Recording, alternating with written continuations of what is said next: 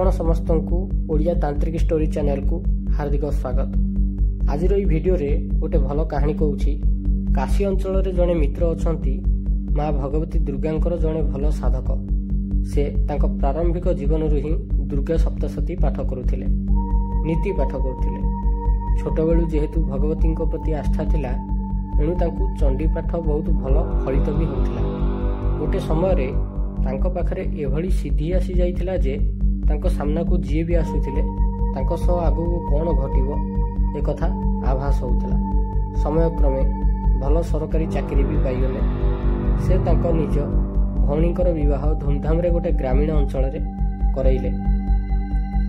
भल घर भल परिवार देखि विवाह करैले।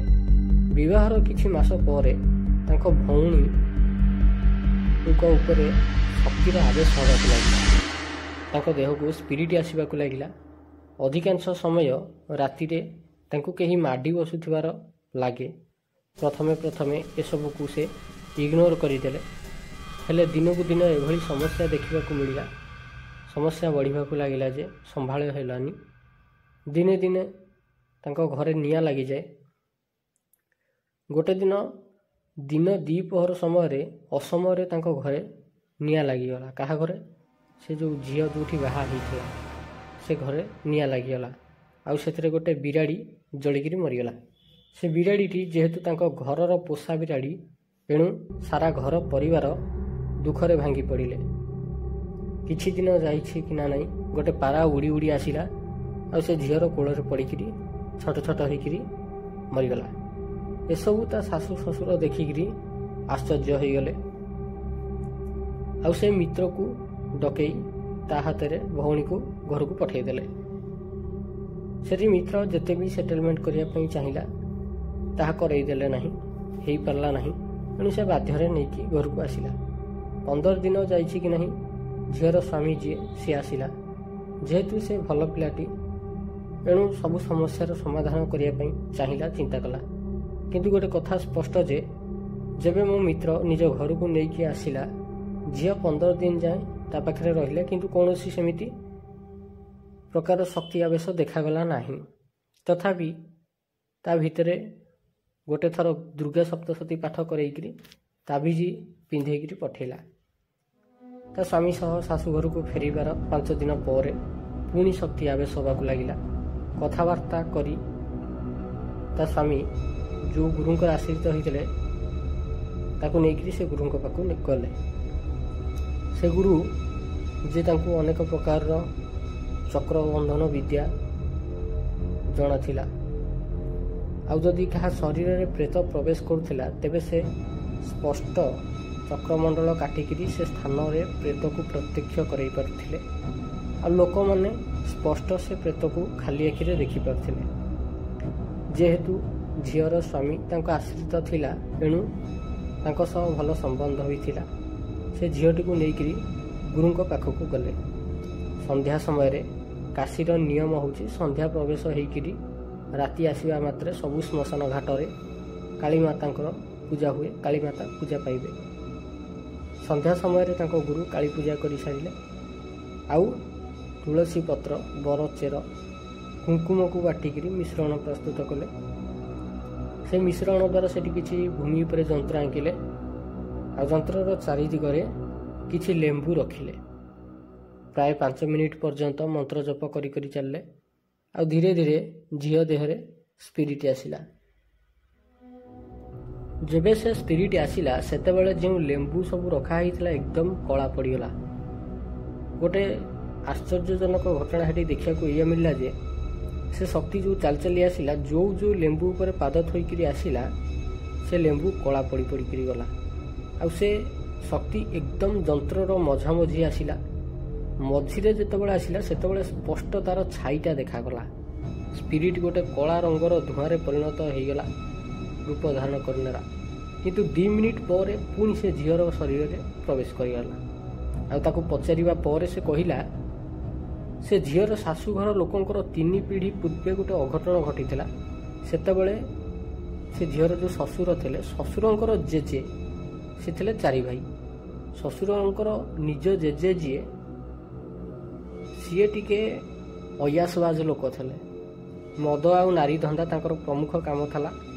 ଅନେକ ନାରୀମାନଙ୍କର ସହ ସେ ଦୁଷ୍କର୍ମ କରିଥିଲେ। ସନ୍ଧ୍ୟା ହେଲା ମାନେ ମଦ ପିଇକିରି ଦୁଷ୍କର୍ମ କରିବାକୁ ଯାଉଥିଲେ। ଜେଜେଙ୍କର ସେ ଯେଉଁ ଲୋକର ବା ତା ଶ୍ୱଶୁରର ଜେଜେ ଯିଏ, ତାଙ୍କର ଯିଏ ପ୍ରଥମ ସ୍ତ୍ରୀ ଥିଲେ, ସେ ଗରିବ ଘରୁ ଆସିଥିଲେ। ଯେହେତୁ ଯୌତୁକରେ କିଛି ମିଳିନଥିଲା, ଏଣୁ ସେମାନେ ତାଙ୍କ ଘର ପରିବାର ଲୋକେ ତାଙ୍କ ଉପରେ ଅତ୍ୟାଚାର କରୁଥିଲେ। ଯେବେ ତାଙ୍କର ପିଲାପିଲି ହେବାର ଥିଲା, ଶ୍ୱଶୁରର ଜେଜେ ତାଙ୍କ ସ୍ତ୍ରୀକୁ ଦୋଚାରୁଣୀ ଆଖ୍ୟା ଦେଇଦେଲେ। ଏଇ ପିଲା ତାଙ୍କ ନିଜର ନୁହେଁ ବୋଲି କହିକିରି ଘର ପରିବାର ସାହି ଲୋକଙ୍କର ନିର୍ଯାତନା ସେ ସହିପାରିଲେନି, ଆଉ ନିଆଁରେ ପୋଡ଼ିକିରି ମରିଗଲେ। କିନ୍ତୁ ଗୋଟେ କଥା ସେଠି ସ୍ପଷ୍ଟ ହେଇପାରିଲାନି ଯେ ତାଙ୍କର ମୃତ୍ୟୁ କେମିତି ହେଲା। ସେ ନିଜେ ସୁଇସାଇଡ୍ କରିଦେଲେ କି ତାଙ୍କୁ ହତ୍ୟା କରାଯାଇଥିଲା। ଆଚ୍ଛା, ଯେହେତୁ ସେ ଗର୍ଭବତୀ ଥିଲେ, ତାଙ୍କର ଗୋଟେ ଶିଶୁ ପେଟରେ ଥିଲା, ତେଣୁ ଯେତେବେଳେ ସେ ଚାଲିଗଲେ, ତାଙ୍କର ଅକାଳ ମୃତ୍ୟୁ ହେଇଗଲା, ତ ସେ ଗୋଟେ ଭୟଙ୍କର ଡାକିନୀରେ ପରିଣତ ହୋଇଗଲେ।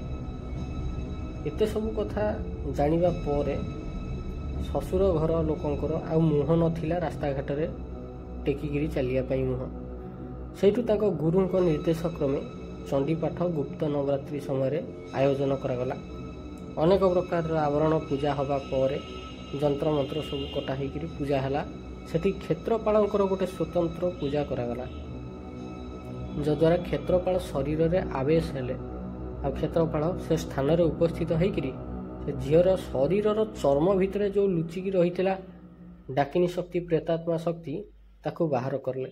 ସେ ତ ପ୍ରେତାତ୍ମା ନୁହଁ, ପ୍ରେତାତ୍ମା ଠାରୁ 1000 ଗୁଣ ଅଧିକ ଶକ୍ତିଶାଳୀ ଡାକିନୀରେ ପରିଣତ ହୋଇଯାଇଥିଲେ। କ୍ଷେତ୍ରପାଳଙ୍କ ପାଇଁ ଆଉ ସେ ପ୍ରେତ ପାଇଁ ସ୍ୱତନ୍ତ୍ର ବଳି ବିଧାନ କରାଗଲା। ଉଭୟଙ୍କୁ ବଳି ଦିଆଗଲା। ଆଉ କୁକୁଡ଼ା ବଳି ପଡ଼ିବା ପରେ ରକ୍ତର ଛିଟା ଯେବେ ଝିଅର ମୁହଁ ଉପରେ ପଡ଼ିଲା, ତା ମୁହଁର ରଙ୍ଗ ଏକଦମ କଳା ପଡ଼ିଗଲା। ଆଉ ସେ ଗୋଟେ ହାତ ଲମ୍ବାର ଜିଭ ବାହାର କଲା। ନିଜ ମୁହଁକୁ ସେ ନିଜ ଜିଭରେ ବୁଲେଇକିରି ଚାଟିକିରି ସଫା କରିଦେଲା। ନିଜ ମୁହଁ ଉପରେ ପଡ଼ିଥିବା ରକ୍ତକୁ ନିଜ ଜିଭରେ ଚାଟିକିରି ଏକଦମ ସଫା କରିଦେଲା। ଏସବୁ ଦେଖିକିରି ସେଠାକାର ଯେଉଁ ଲୋକ ଉପସ୍ଥିତ ଥିଲେ ସେମାନେ ଏକଦମ ତାଜୁବ ହେଇଗଲେ। ଆଉ ସାଙ୍ଗେ ସାଙ୍ଗେ ସେ ଝିଅ ବେହୋସ ହେଇଗଲା। କ୍ଷେତ୍ରପାଳ ସେ ପ୍ରେତାତ୍ମାଟିକୁ ବା ସେ ଡାକିନୀଟିକୁ ଆସନ ତଳେ ବାନ୍ଧିକିରି ତା ଉପରେ ଆରୂଢ଼ ହେଲେ, ଆଉ ତାକୁ ସେ ସ୍ଥାନରୁ ନେଇଗଲେ। ଅଧିକାଂଶ ସମୟରେ ଲୋକ କ୍ଷେତ୍ରପାଳଙ୍କର ପୂଜା କରନ୍ତିନି, କିନ୍ତୁ କ୍ଷେତ୍ରପାଳଙ୍କର ଶକ୍ତି ବହୁତ ଅଧିକ। ଗୋଟେ କ୍ଷେତ୍ର ଭିତରେ ବା ଗୋଟେ ଗ୍ରାମ ଭିତରେ ତାର ଏରିଆ ଯେତିକି ଥାଏ, ସେ ଏରିଆ ଭିତରେ ଯେତେ ପ୍ରକାର ଭୂତ ପ୍ରେତ ନକାରାତ୍ମକ ଶକ୍ତି, ପିଶାଚ, ଡାକିନୀ, ସାକିନୀ, ଯେତେ ବି ଥିବେ ନକାରାତ୍ମକ ଶକ୍ତି, ସେମାନେ ସମସ୍ତେ କ୍ଷେତ୍ରପାଳଙ୍କର ଅଧୀନରେ। କ୍ଷେତ୍ରପାଳ ସେମାନଙ୍କୁ ବାନ୍ଧିକିରି ତାଙ୍କ ଉପରେ ଆସନ ପକାନ୍ତି, ଆଉ ତାରି ଉପରେ ହିଁ କ୍ଷେତ୍ରପାଳ ଆରୂଢ଼ ହୁଅନ୍ତି। ପ୍ରାୟ ଦେଖାଯାଏ, ମନେକର ଗୋଟେ ସାଧକ ଗୋଟେ କ୍ଷେତ୍ରରେ ସାଧନା କରୁଛି, ସେ ସାଧନା କରି କରି କରି କରି ବହୁତ ପାୱାରଫୁଲ ହେଇଗଲା, ଅନେକ ତନ୍ତ୍ରମନ୍ତ୍ର ସାଧନାକୁ ସିଦ୍ଧି କରିଦେଲା। ଯେତେବେଳେ ସେ ମୃତ୍ୟୁ ହୋଇଯିବ, ଯଦି ତାର ଭଲ କର୍ମ ଥିବ ତ ସେ ନିହାତି ଊର୍ଦ୍ଧ୍ୱ ଗତି ପ୍ରାପ୍ତି କରିଯିବ, ଭଲ ଗତି ପ୍ରାପ୍ତି କରିବ। ଯଦି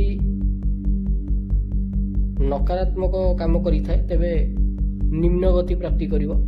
ଆଉ ଯଦି ଲୋକଙ୍କର ସାହାଯ୍ୟ ସହାୟତା କରିଥାଏ, ଦେବତୁଲ୍ୟ କାର୍ଯ୍ୟ କରିଥାଏ, ତେବେ ମୁକ୍ତି ନ ମିଳିପାରିଲେ ତାଙ୍କୁ ସେ ସ୍ଥାନର କ୍ଷେତ୍ରପାଳର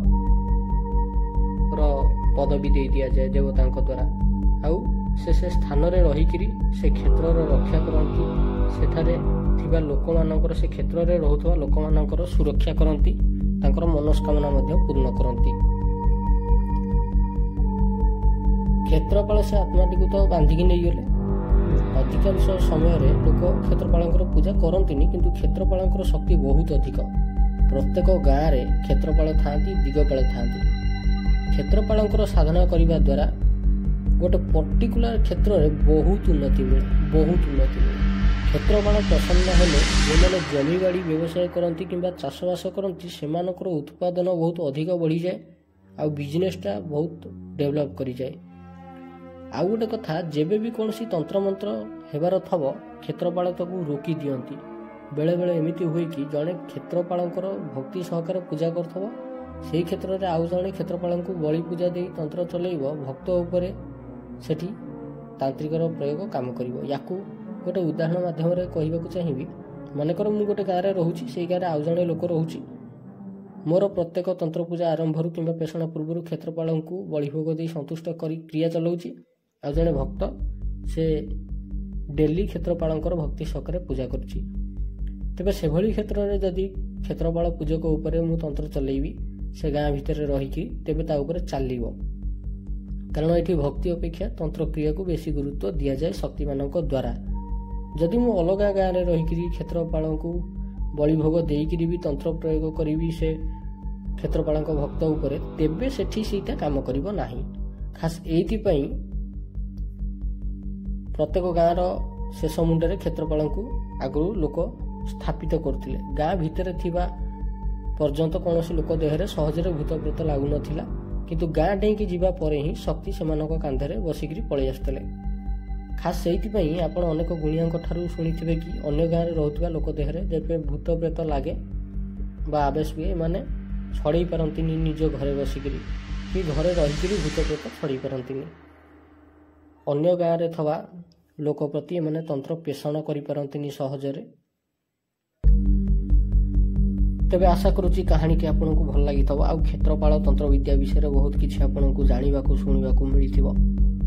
ତେବେ କାହାଣୀଟି କେମିତି ଲାଗିଲା ଆପଣ ନିଶ୍ଚିନ୍ତ ଜଣାଇବେ। ଆଉ ଏଇଟା ଗୋଟେ ଅରିଜିନାଲ କାହାଣୀ, ଏଇଟା ରିଏଲ କାହାଣୀ, ଅଙ୍ଗିନିଭା ଅନୁଭୂତିର କାହାଣୀ। ଆଜି ପାଇଁ ଭିଡ଼ିଓଟି ଏତିକି। ସମ୍ପୂର୍ଣ୍ଣ ଭିଡ଼ିଓଟି ଦେଖିଥିବାରୁ ଆପଣଙ୍କୁ ଅଶେଷ ଅଶେଷ ଧନ୍ୟବାଦ।